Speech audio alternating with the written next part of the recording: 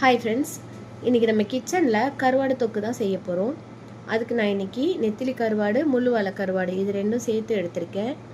இந்த மாதிரி சேர்த்து செய்யலை டேஸ்ட் ரொம்ப நல்லாயிருக்கும். இப்போது கருவாடு ஃப்ரை பண்ணுறதுக்கு கடாயில் 2 டேபிள் ஸ்பூன் ஆயில் சேர்த்துருக்கேன்.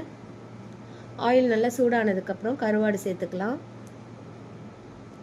நெத்திலி கருவாடு லைட்டாக ஃப்ரை ஆனதுக்கப்புறம் எடுத்துடலாம். துண்டு கருவாடை கொஞ்சம் டீப் ஃப்ரை பண்ணி எடுத்துக்கணும். இப்போது கிரேவி செய்கிறதுக்கு மண் சட்டியில் 6 டேபிள் ஸ்பூன் அளவுக்கு ஆயில் சேர்த்துக்கிறேன். ஆயில் நல்லா சூடானதுக்கப்புறம் ஒரு பெரிய சைஸ் வெங்காயத்தை குட்டி குட்டியாக கட் பண்ணி சேர்த்துக்கலாம். வெங்காயம் லைட்டாக பிங்க் கலர் வந்ததுக்கப்புறம் ஒரு கை அளவுக்கு சின்ன வெங்காயம், 10 பல் பூண்டு இது எல்லாத்தையும் சேர்த்து நல்லா வதக்கிக்கிறேன். வெங்காயம் நல்லா டிரான்ஸ்லூசன்ட் ஆனதுக்கப்புறம் 2 table spoon chilli powder, 1 table spoon தனியா பவுடர், 1 டீஸ்பூன் மஞ்சள் தூள் இது எல்லாத்தையும் சேர்த்து நல்லா மிக்ஸ் பண்ணிவிட்டு 2 பெரிய சைஸ் தக்காளியை குட்டி குட்டியாக கட் பண்ணி சேர்த்துக்கலாம். நான் உப்பு இது வரைக்கும் எதுவுமே சேர்க்கலை.